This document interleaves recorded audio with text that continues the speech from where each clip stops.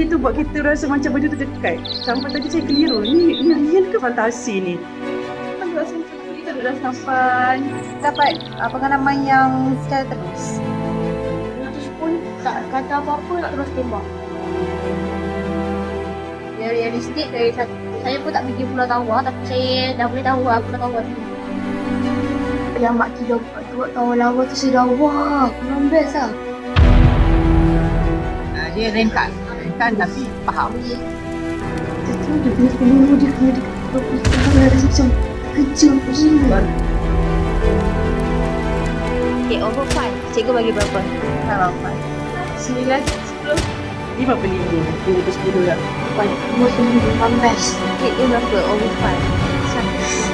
4, 5 lah, 5.